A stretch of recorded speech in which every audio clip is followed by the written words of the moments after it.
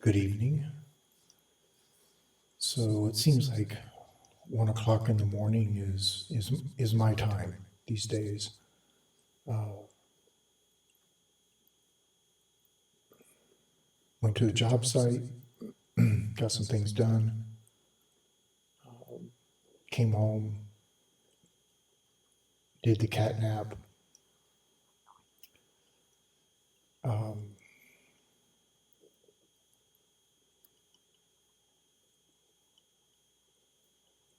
Looking at world events that connect with the Palestinian situation and the Lebanese and Iranian situation. I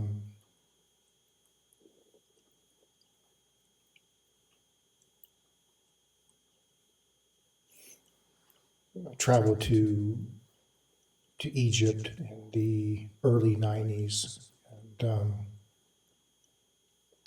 lived in an Egyptian neighborhood, which was about a half an hour walk from the base of the Great Pyramid. And when I went to Egypt, it was for my birthday, birthday present to myself.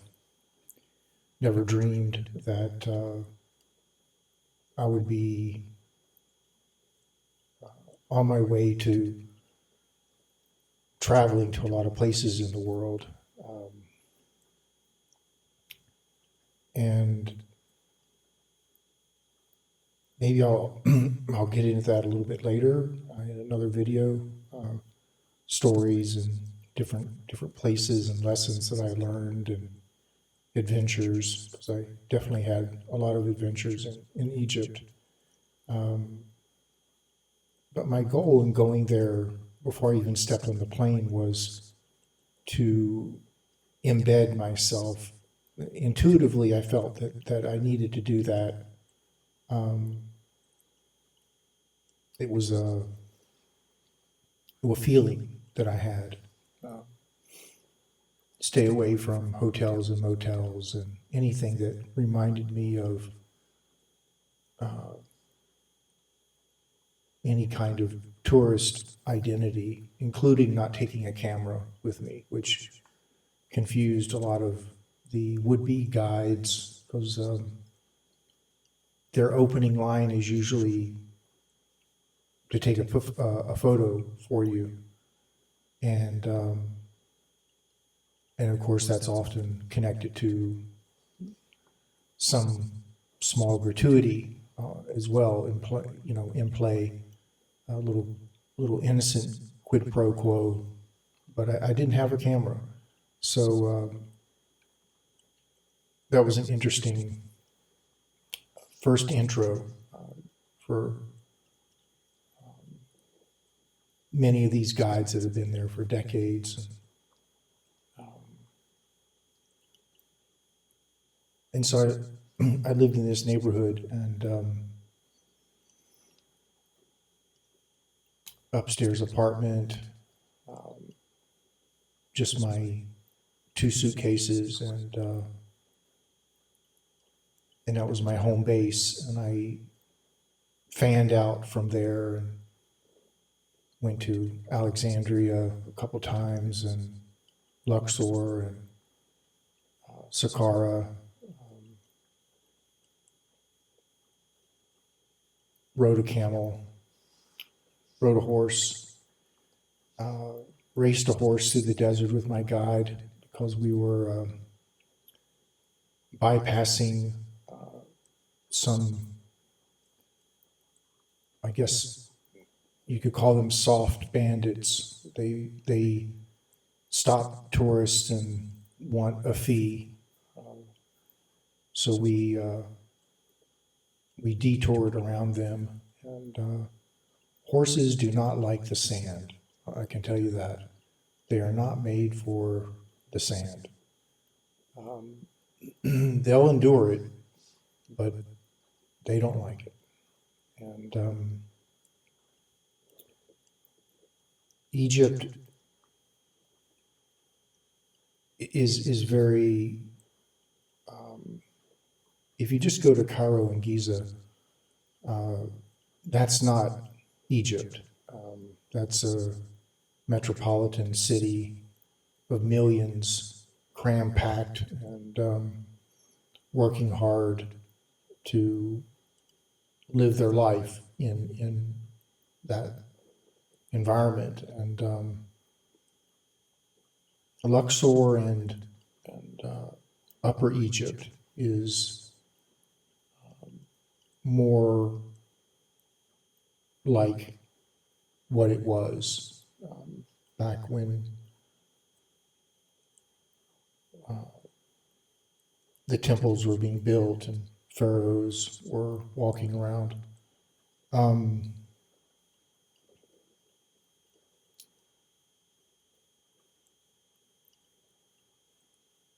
will say that there was definitely a felt cohesiveness there that that I recall that is not shared in America. I mean, America is very culturally schizophrenic in that there is no homogeneous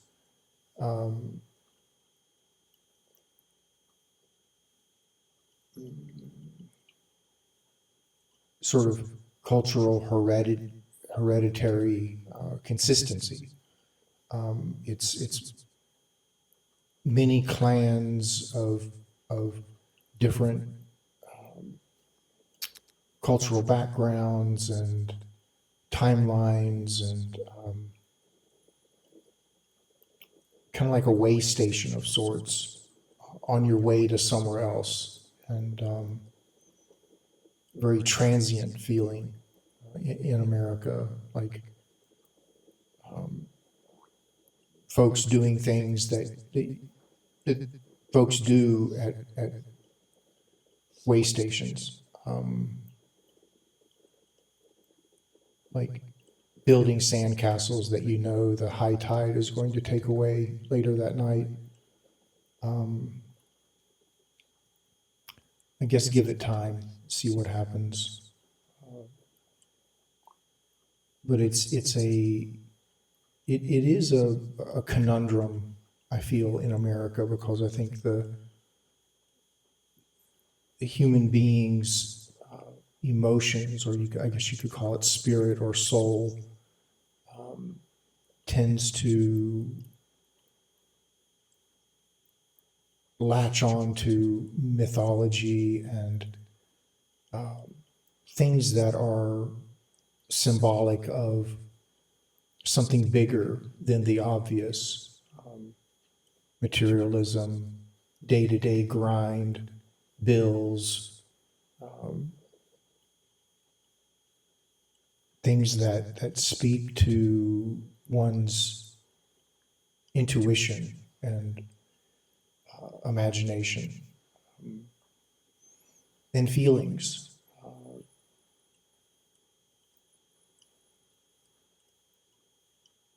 So, yeah, I mean,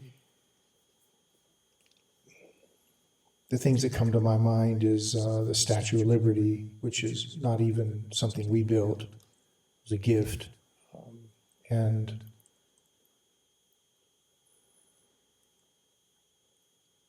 a bit of propaganda, actually. I mean, it's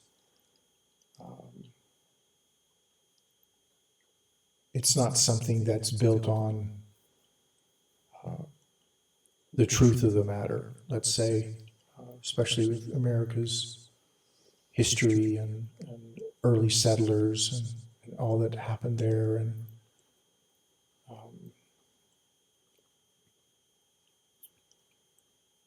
but of course, like I say, it was a gift and not built even by us. So not all gifts are appropriate for who they're being given to. It's more about the gift giver, and I guess that's okay. And then you've got Mount Rushmore, which is ultimately an egoic thing that dudes do. They like to carve their faces in granite cliffs. And of course, pharaohs did that too, but very different context, I feel, because I don't see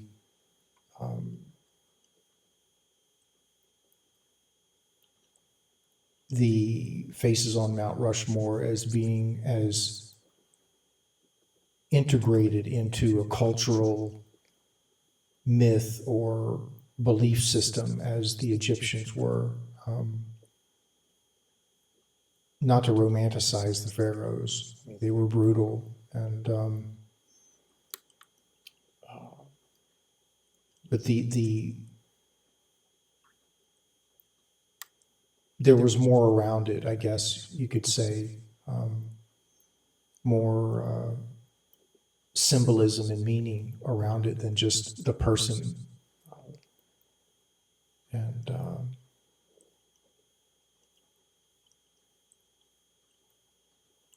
I speak about Egypt a little bit tonight because a lot of Americans don't travel and have no personal history with a place. And I feel like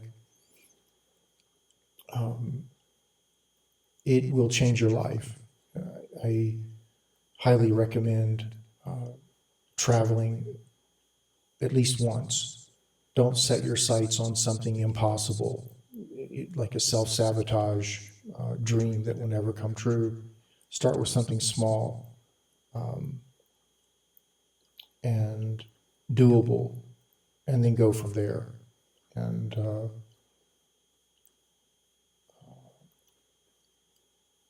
even if it's just traveling to an island off the coast of America,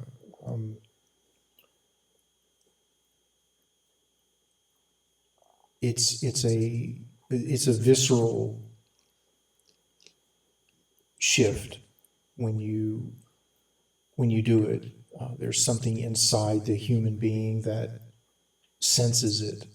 You know you're away, and it's a slight shift. And if you're present to it, paying attention to yourself, it opens up a different relativity and new spaces of thinking about things in a different way than when you're kind of hemmed in your daily routine.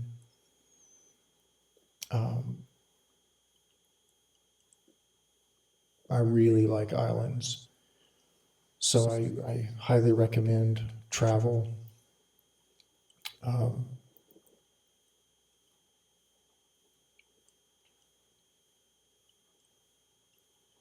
Tonight's going to be a little bit of a mixture.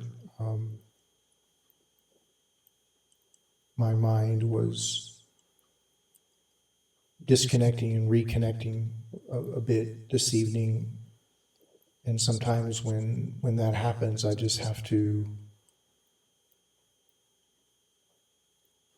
remember my goal in building this channel and just clear all that back and forth and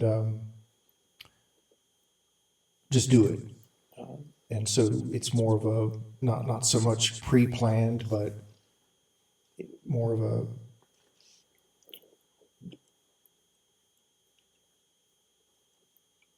stream of consciousness situation. But there are a few things I planned. I'm going to read the critique of something that was going on with Israel recently and show you a sculpture that I made maybe 3 or 4 years ago, and the process around it. I'm still not sure whether I'm going to have a separate channel for introducing people to what I do. It just depends on how YouTube I mean, I'm going to do some research because I know that YouTube is Western centric in the sense that they will blacklist certain videos that are critical of Israel and demonetize and I mean, they're not as bad as Facebook and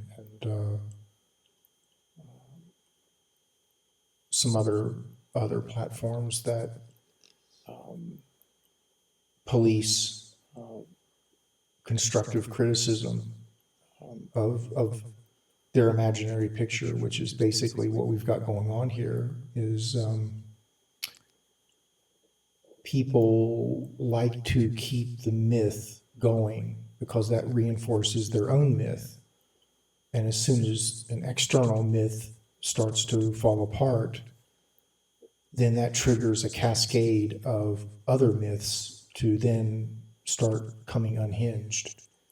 And then the ego has to question itself, which the ego does not like to do. And the ego is built on assumptions, pure assumptions and speculation and comparison. It has no facts. It does not like facts. And again, it's a mental illness situation. And what that mental illness means, I may go into a little bit later in another video, some ideas I have around it, because I find it a bit unbelievable that we call things mental illness, and yet we still don't understand how. How is that what it is? Not what is it, because what could be anything. But how? And so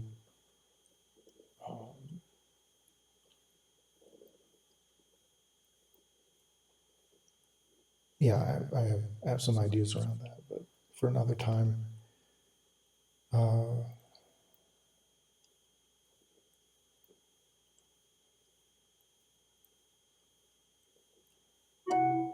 So the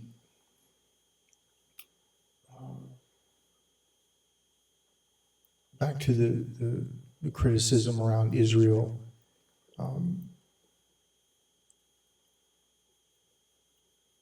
Being on the right side of history in the present moment is always a task. I mean, it was the task for people who were protesting the Vietnam War.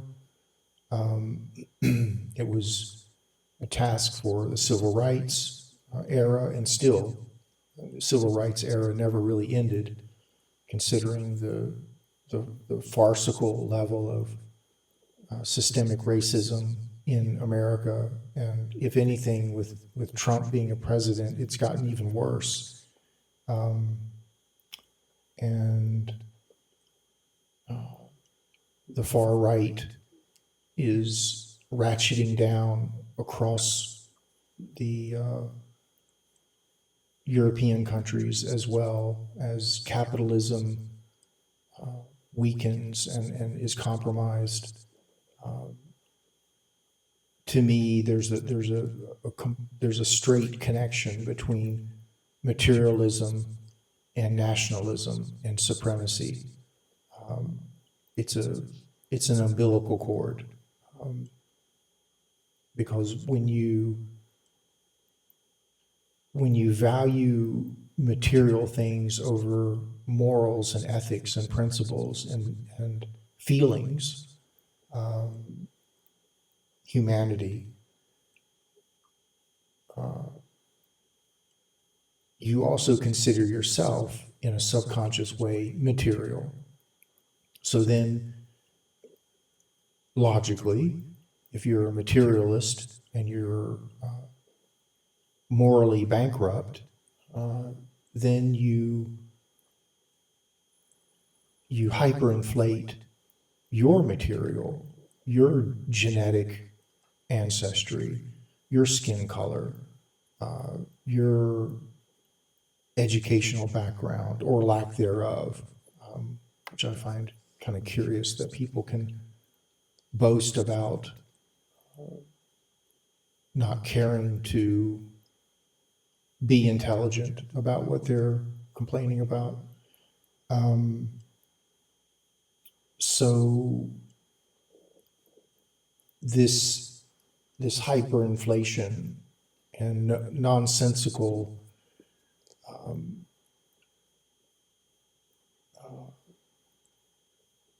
myth making around race and religion is just another form of materialism.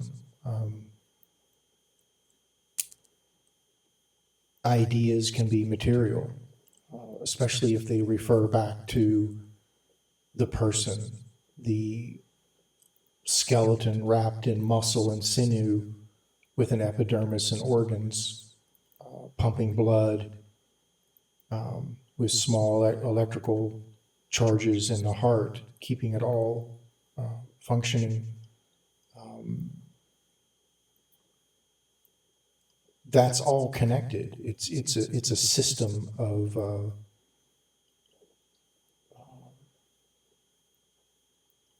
material ideology, and so something to think about.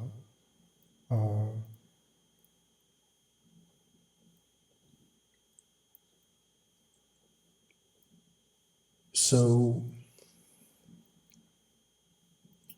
I'm just going to get into it, and I'm experimenting with the focal length tonight. You'll see that maybe you notice that the video is a bit more broad. I'm fooling around with my video recordings and trying to also understand how to get different focal depths and all that. So I'm advertising Rode mic arms tonight. Not my intent, but it is what is happening.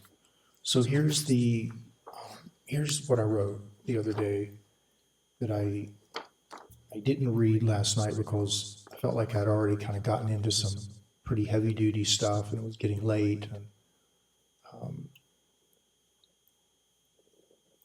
I felt like it was just better to save it for another video. So here we go.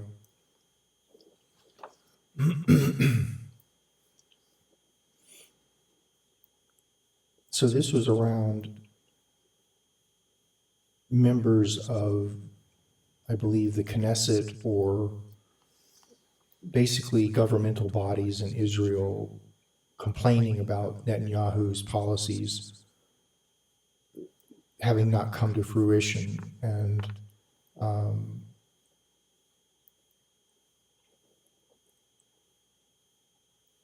it's kind of like a dairy farmer losing their mind over spilled milk. It's like, well, you're a dairy farmer. It's going to happen, right? I mean, it shouldn't be that big of a surprise. So it's like, what interests me with this channel is modeling what's behind the effects and modeling what we take for granted when someone complains, or it's almost like there's no self-reflection, there's no irony to teach a person. Like, it's as if oftentimes we will just react and say things and move along, and there's no backtracking, there's no accountability, either from one's own sense of self or sense of dignity or positive pride or conscience. Like, at the end of the day, I often will just go down a list of things and just sort of check off, like, okay, well, was that interaction appropriate, and could I have done better? Oh, well, where was that? And is that really what I think it was? And like, there's like a inventory I go through. And if any red flags come up, then either, if it's not too late, I'll text someone or make a note, get in touch with someone the next day and say, hey, I thought about this, or it occurred to me, and like a kind of a house cleaning, daily house cleaning, so that there is no spring cleaning. So it feels like we're the world is speeding up, and people, I don't know, I mean, it's not a monolith, because I know that there are people out there that do pay attention and do self-examine, but I'm speaking more about how news is delivered, how it's received by reactionaries, how anger, bigotry, racism, ethno-supremacy, megalomania,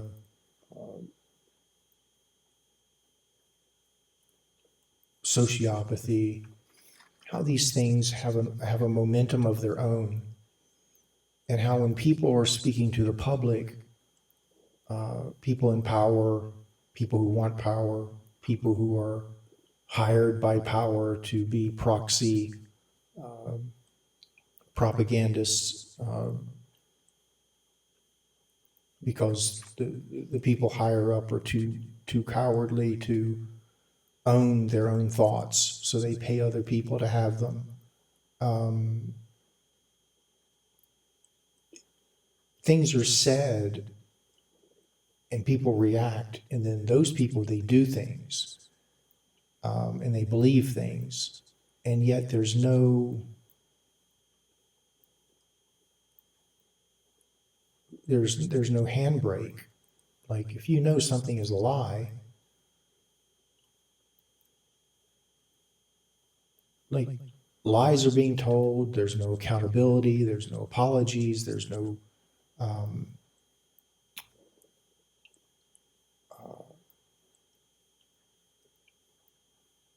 blowback for the violence that's being delivered to people through rhetoric. And I find it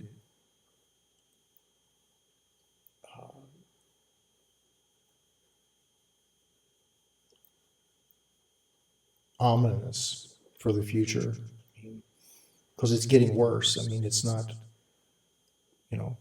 it's kind of like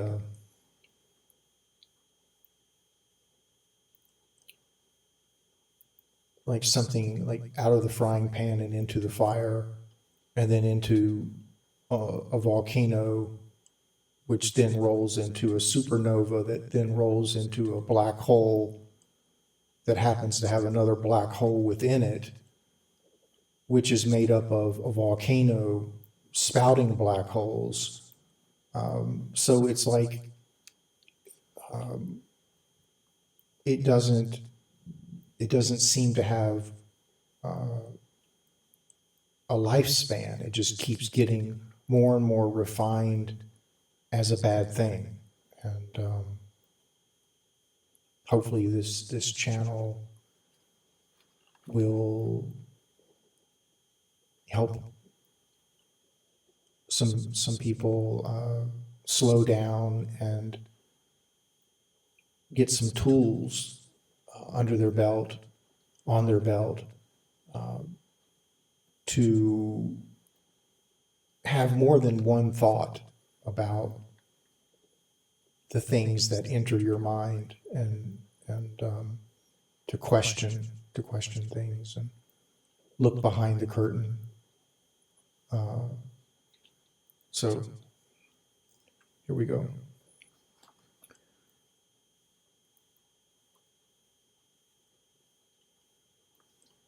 When you begin to read and hear that Israel is critiquing itself, a brutal, inhuman apartheid regime dictating to the mirror that its reflection isn't broad enough, beware.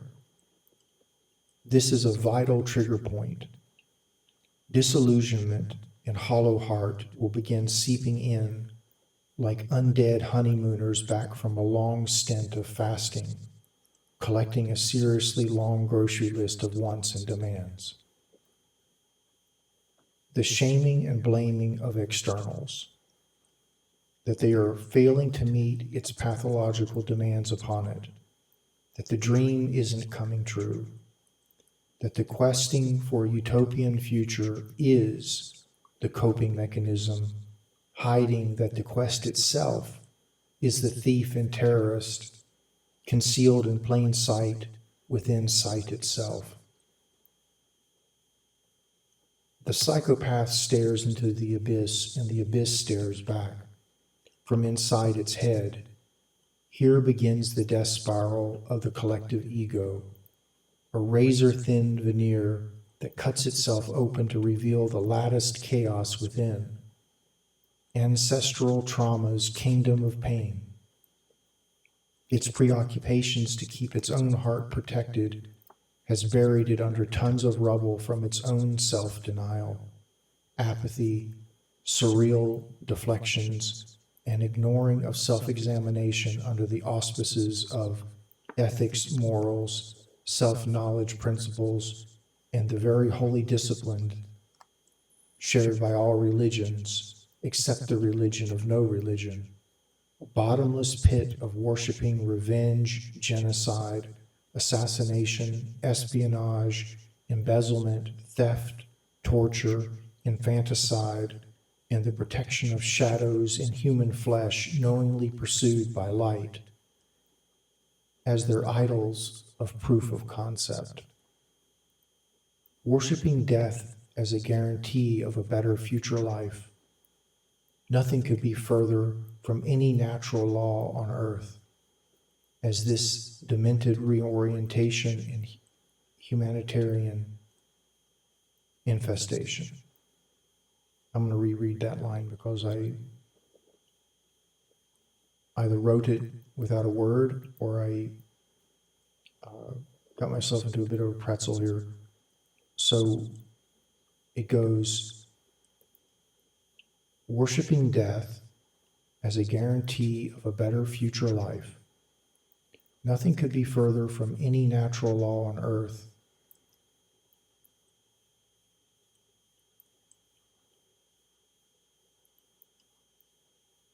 Nothing could be further from any natural law on earth as this demented reorientation in humanitarian infestation. So it was more of an issue of how it's read, not what I wrote. That was a tricky one. The road to Hades is walking on a road thinking it leads there out of spite for resisting the hard work of self-improvement, self-accountability, for choosing to be a privileged victim while victimizing the world at large as one's unknowing perpetrator, as if it cannot be proven that one's fellow human beings are the enemy, it can be proven they may become such, and that suspicion is enough to invent such terms and justifications for death to innocence as impending threat. Yet another phase of outward manipulation of its ignorant tribal legion, perpetually assuming with no off switch, assumption and fear, a dark magical thinker Siamese twin who will destroy its other half to spite perceived intolerable ego competition, and in so doing, perish itself, and justly so. There is no escape. You cannot abandon yourself and not be haunted by the echoes of that event's losses. Echoes grow hands and feet. So, let's see here. Where is it? Impending threat. That's something you heard from the psychosis of the U.S. State Department. And impending threat, in psychology, that would be paranoia. And of course, there's varying degrees of paranoia and reasons for it. Self-preservation based on a historical trauma, which makes sense, depending on, of course, the varying degrees of the paranoia. Like if you're in an agoraphobia situation where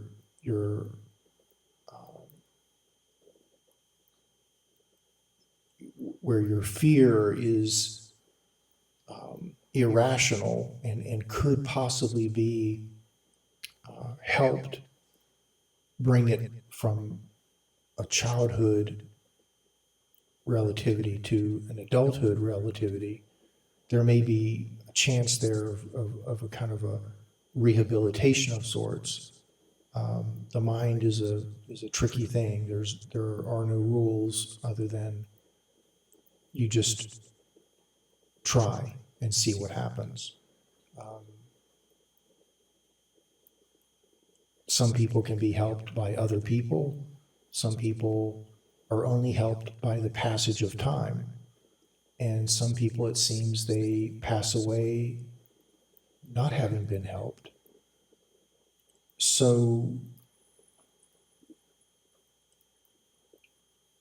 I have a sense that the rule book, the pages of the rule book, go far beyond lifespan and what we assume should have been done but couldn't have been done or wasn't done because of this and that. That justice is not a phenomenon that is dependent on human beings. That's my gist, or at least my sense of things, that it wouldn't make sense. The universe is not a simpleton. It's very creative, and it definitely has backup plans. I feel that the mystery is very sophisticated, so sophisticated that what little bit that we know of it by being in a human construct is just a minuscule. So that implies something. That implies that the mystery is not only enormous, it is mega, ultra enormous, like enormous beyond conceivable production studio in your head. I mean, it's something so megalithic that it bends the edges of an ever-expanding universe to keep going.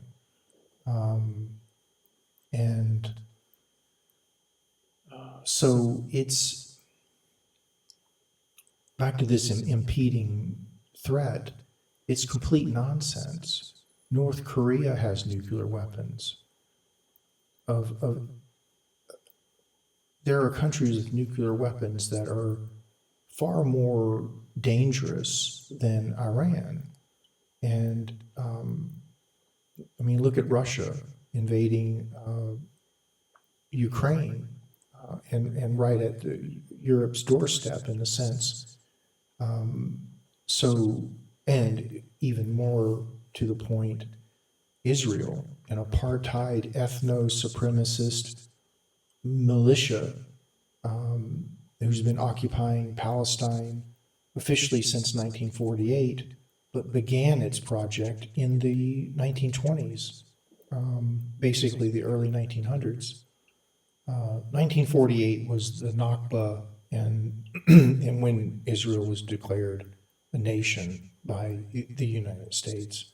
But it wasn't when they first started to migrate and come in to Palestine and start wrecking the place and doing massacres and bombings. And so just remember that don't let like 1948 be where you like that's where you put your pen and then you go forwards from there. The pen goes all the way back into even the late 1800s when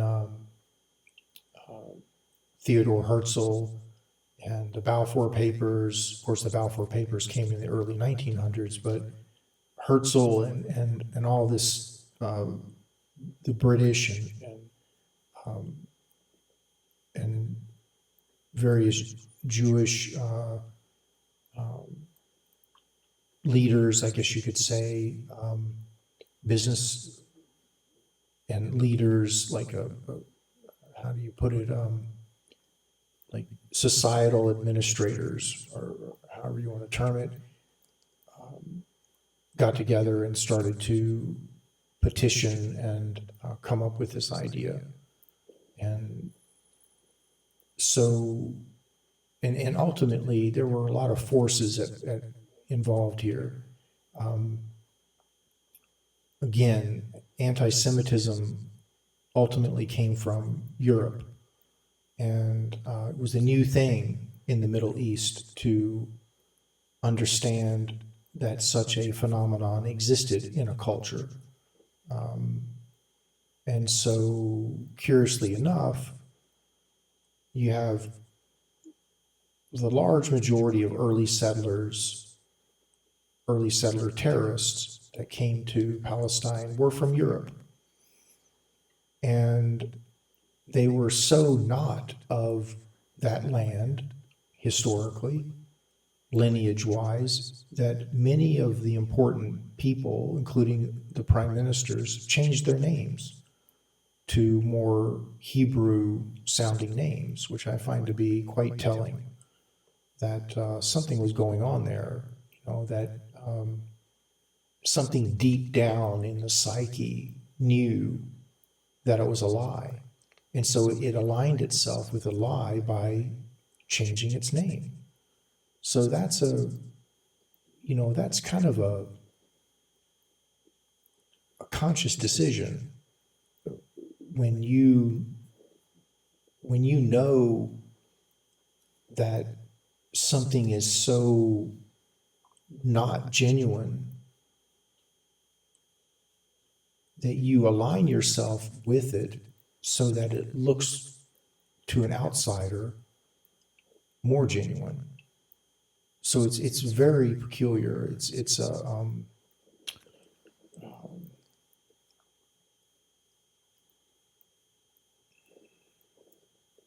yeah.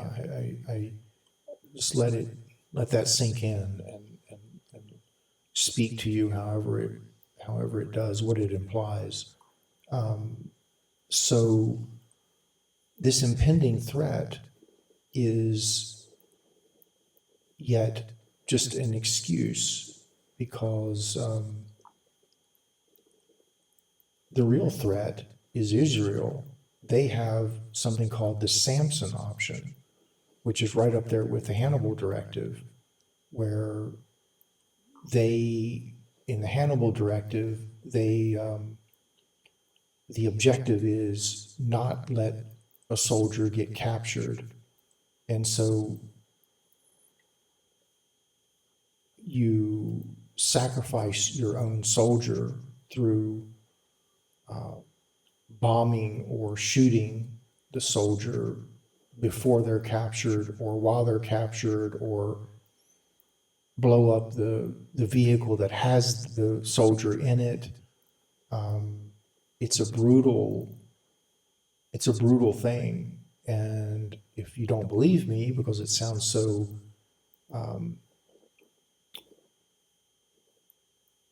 like something in a movie, but it's true, and it's been a part of Israeli law for a long time. So look it up, the Hannibal Directive. And also look up the Samson option, where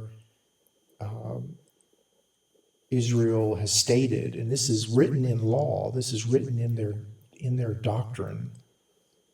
This is not just a Friday night beer fest, doom and gloom threat.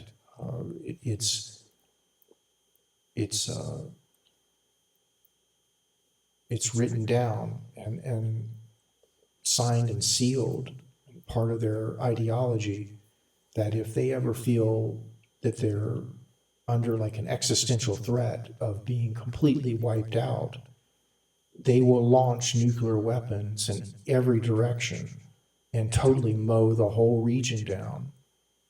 So, and these are things that it has stated, including its attacks on the USS Liberty, killing Americans there on the ship. Israel has assassinated Americans visiting and protesting against what's going on in Gaza in the West Bank. So if anyone has a record of outright taking people out in cold blood and not to be trusted, it's Israel and Mossad, not Iran. Anyone fooling around with Iran and trying to say that, oh, they support the Houthis and Hezbollah. Well, why do they support them? Maybe because they have a legitimate resistance against terrorism coming from Israel, unwarranted terrorism, who's just hell-bent on taking their property and natural resources. So, it's kind of like America goes to help someone and the Christians throw their hands up and say, oh, well, we've got to go save these innocent people from getting slaughtered by this mad dictator. And so they send some troops in and they do it, or they support a proxy resistance group, like we have done many times in the Middle East and elsewhere, of course. And so why can't Iran do that? Why can't they be righteous too, in the name of helping the innocent? So just remember that no Arab state in the Middle East has ever attacked Israel or the United States without good reason. It's not just for, it's not terrorism for the sake of terrorism, or it's kind of like there are people out there who have no cause but to destroy. Arsonists, serial killers, for-profit healthcare CEOs. So those people, yes, you need to worry about those people, but proxy resistance groups in the Middle East, they have reasons. They have real reasons, like their children who go to school, who are getting bombed by drones that are supplied by Saudi Arabia to genocide people in Yemen.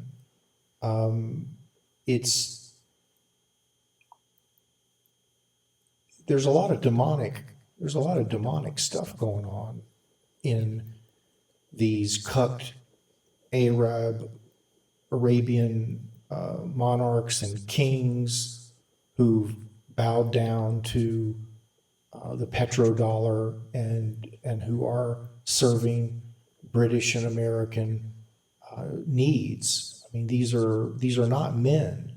These are shells of men who are just simply phantoms of some long lost identity that they've traded in for a transient portrait of themselves.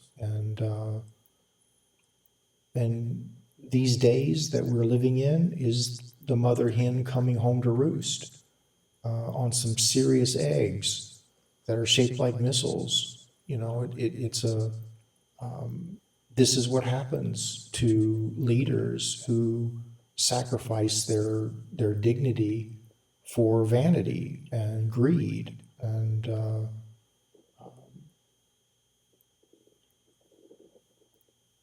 I mean, it's a lot. It's a bit more complex than that. Of course, there's a lot of details, but there aren't any details in the complexity that excuses or justifies their actions. So, you know, I'm just saying there's a lot more to be said about it, but ultimately, this is what happens when good men choose to be something other than. And it also happens when not good men and not good women, in some respects, say, for instance, in Italy and the far right situation going on there, and of course here in America as well, there's a lot of dark mothers who support the Trump regime. Dark mothers, black widows, sirens. You know, the feminine has their undead as well as the masculine. They're just a little more clandestine and quiet, but they still get the job done. So it's Erdogan is a complete coward, and Turkey supplies Israel oil, by the way, through all the genocide that they've been doing in Gaza. Turkey has kept the valve on. And of course, Egypt didn't do anything for the Palestinians. They basically fortified, they set up a huge army infantry and tank brigade squadron outside of the gates. And that wasn't, I don't believe that was because they thought Israel was going to force exile the Palestinians. I think that they were making that move to tell the, you know, not to tell anyone anything, but just simply to, if it did happen that, say, Hamas blew the gate and people started escaping, that there would be a filter to keep them from getting into deeper into Egypt. But there was some talk around a refugee camp that's possibly being set up at some point there, but it was all very speculative. But ultimately, Jordan didn't come to help. Egypt didn't help. Britain was running recon missions daily to help the Israelis genocide Gaza. Saudi Arabia didn't help. The UAE didn't help. Iran did what it could from a distance through Hezbollah. The only country that was helping was Hezbollah, Iran, and Yemen. And so it's a farce. And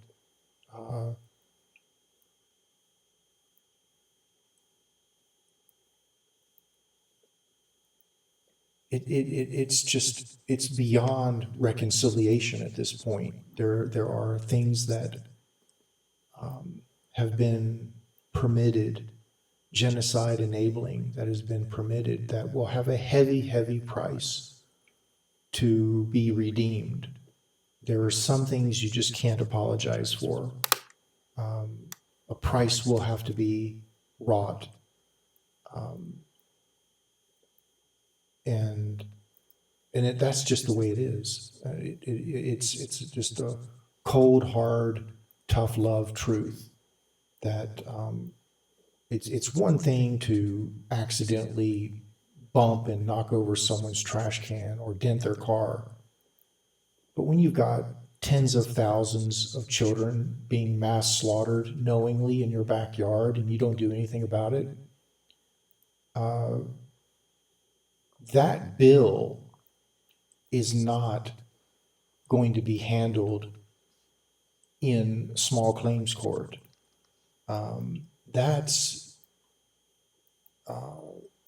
You better put your big boy pants on, because that's a price that is not something you're going to be able to negotiate yourself out of. So that's my feelings around it. On another note, so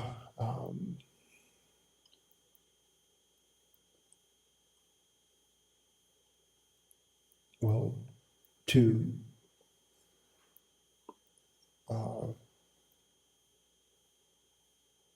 want to keep going with that thought a little bit. Hold on.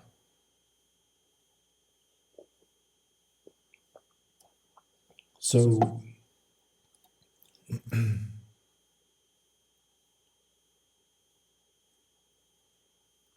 that was one of the things that really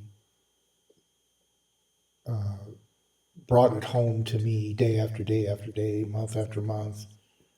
Now it's been year after year of no one coming to help.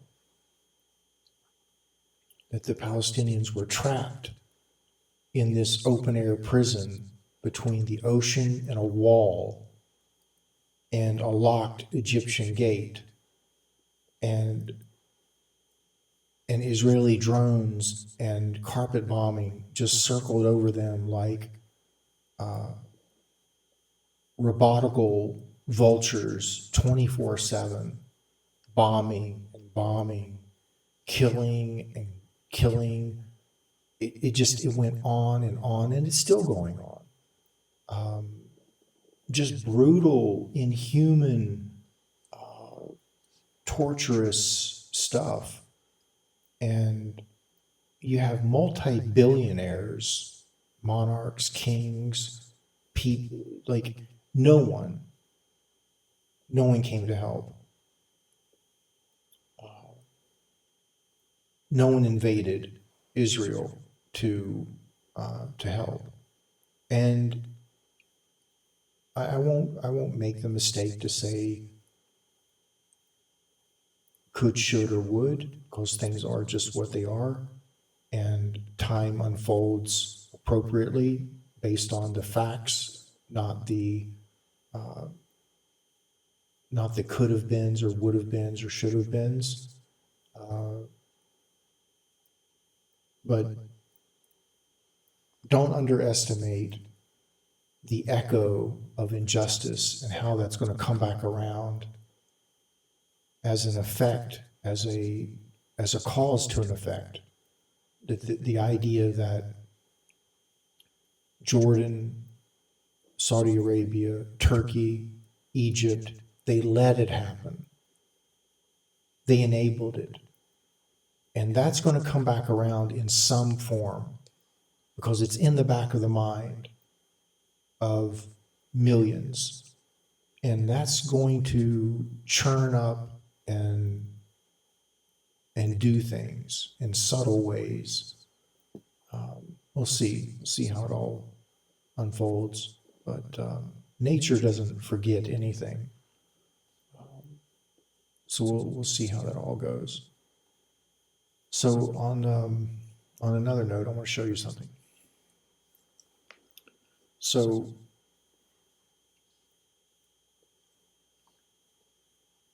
I sculpt, and a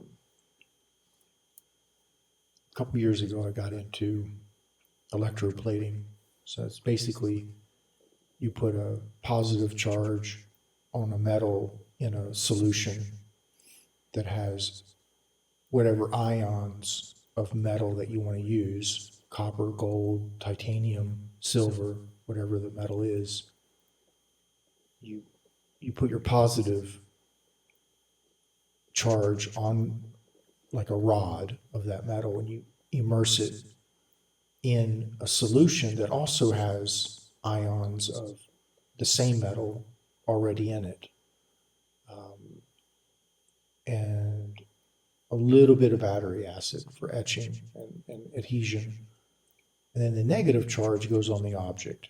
And so with playing around with the amperage and things, I mean, it's kind of hard to explain in a short presentation like I'm doing right now, because I don't want to go too deep into it, because I've already said quite a bit. But this is just to kind of end in a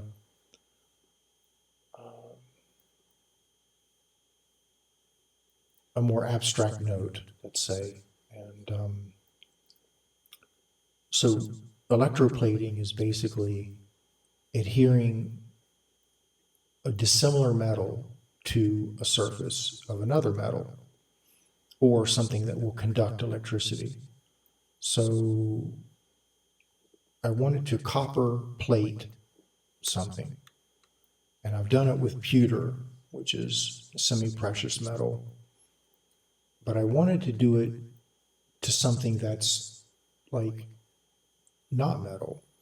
So I started thinking about what conducts electricity that's not metal.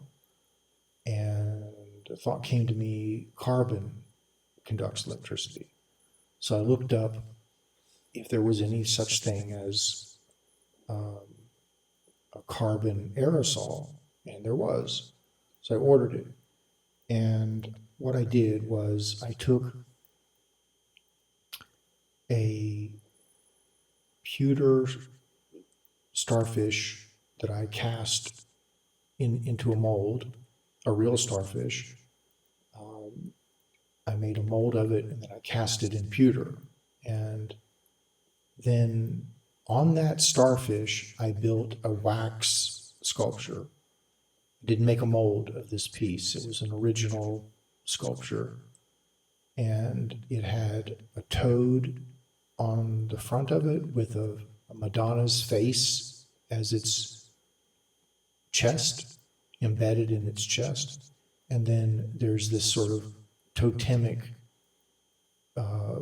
part that rises up from the starfish. And it's all made of something called microcrystalline wax. So what I did was I took this little desktop sculpture and I coated it with spray carbon. And it's a very, very thin layer of carbon. So let that dry.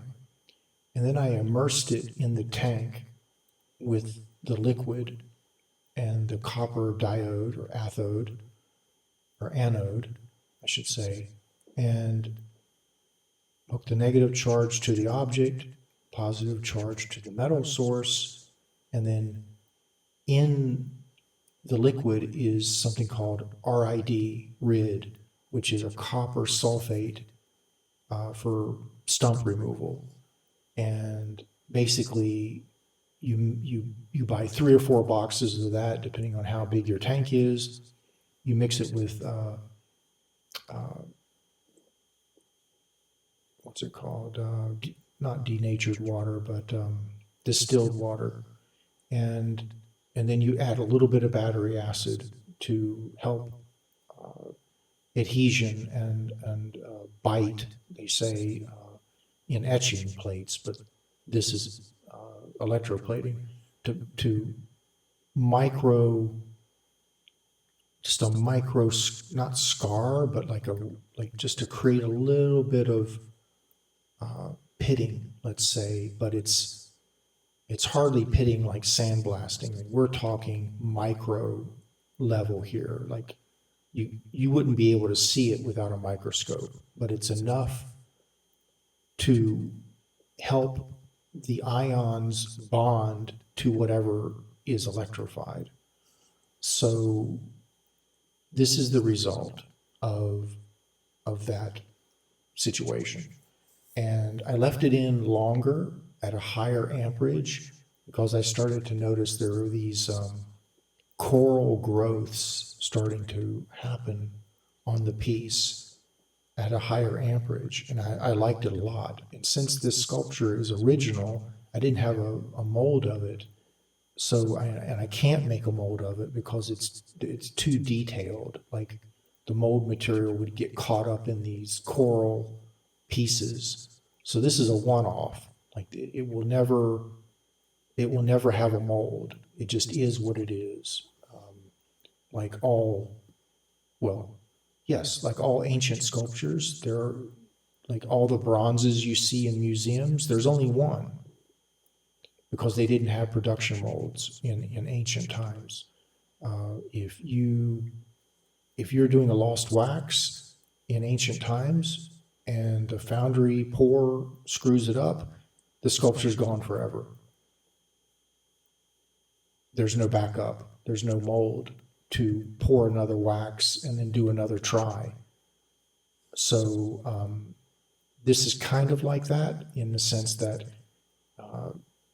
it is just itself. It's the original sculpture with a copper plating, and then these coral growths that started to occur in the high amperage volatility of the solution and the ions stacking on top of each other. So this is what it looks like. Bear with me here because my orientation with the camera and stuff's I'm still getting a hang of it. How to hold the piece to show you.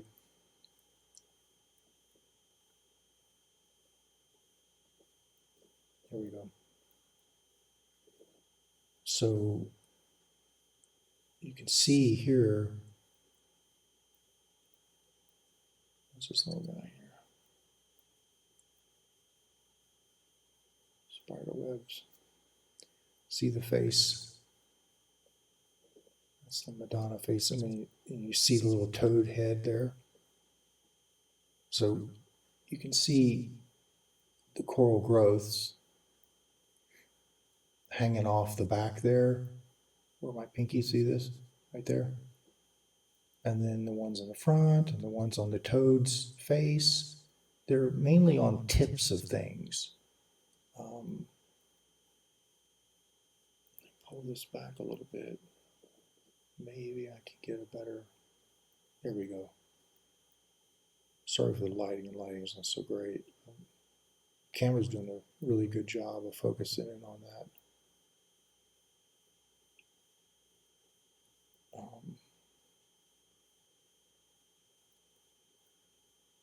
My left is the right and the right's the left. And then there's a little bit of a patina on it, and then I clear coated it with an archival seal, which made it darker. But underneath this copper is wax.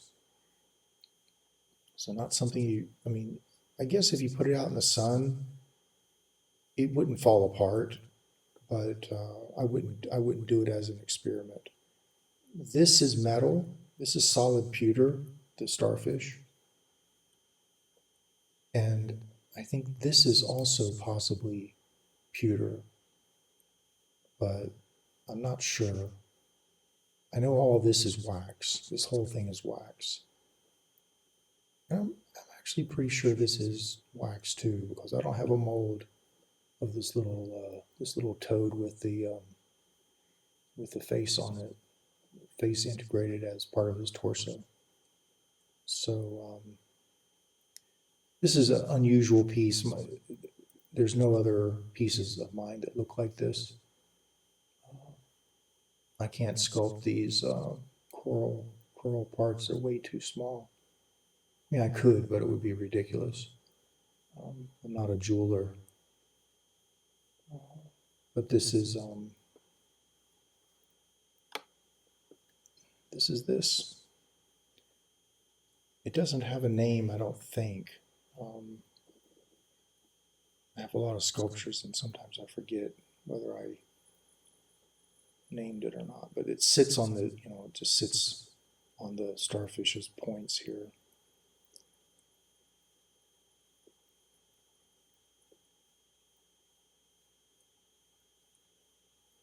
So that's it.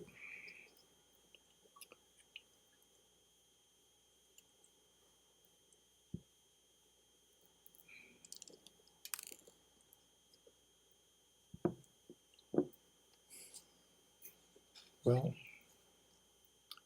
heavy times, heavy conversation.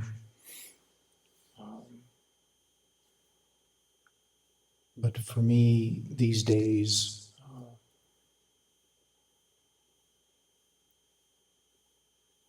I'd rather be true to what concerns me than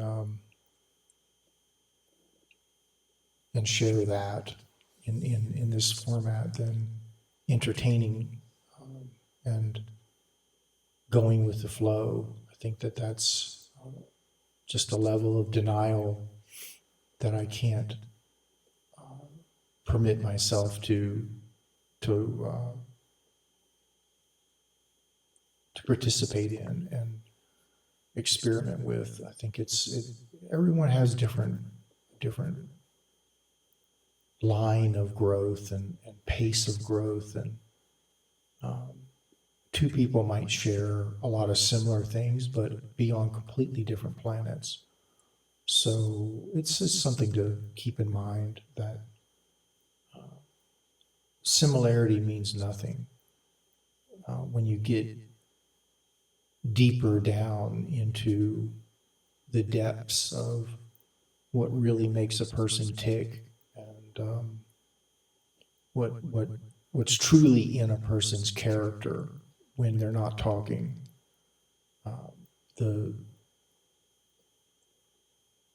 the gravity behind just uttering a phrase, or their experiential body, let's say, the being of a person.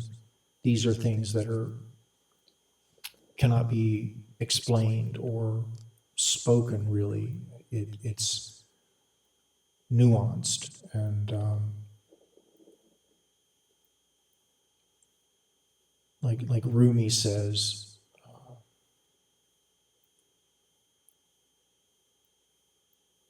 the great one within me has never spoken a word. Something like this. So there are parts of a person that are just simply all the proof that they need, but also unprovable to others. And that's okay. If we acknowledged those parts of people more often, the world would be better for it. We would give people more benefit of the doubt, and also punish and judge less. Society would have to be restructured in a completely different format. But for now, punishment and blame and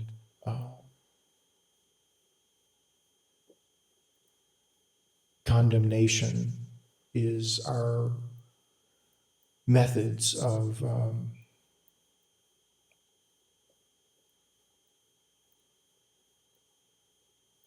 cataloging the closet with another skeleton, sometimes literally. And someday humanity will be tasked with a closet the size of a bank vault that used to be the Titanic. And they'll have to open up that vault and go methodically one skeleton at a time.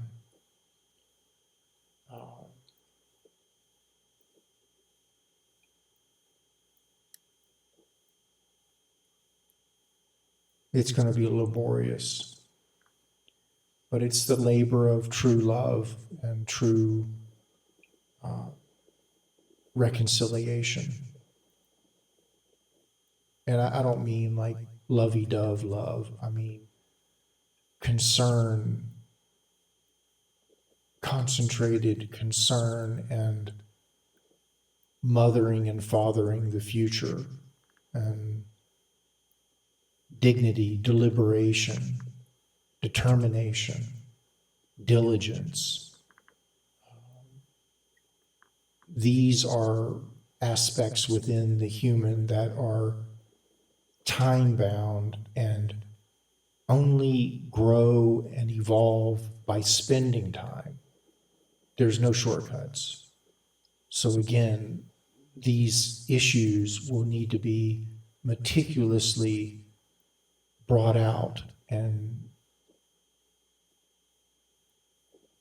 brought to some reconciliation and ownership, reparations as well. Like so many unpaid debts.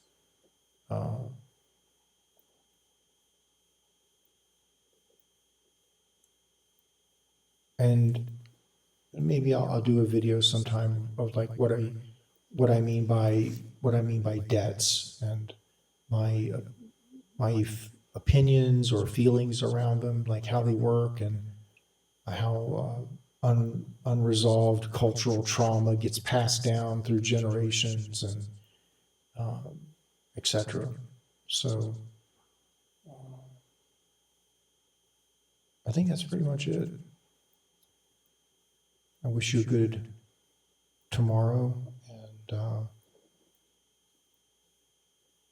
and yesterday as well.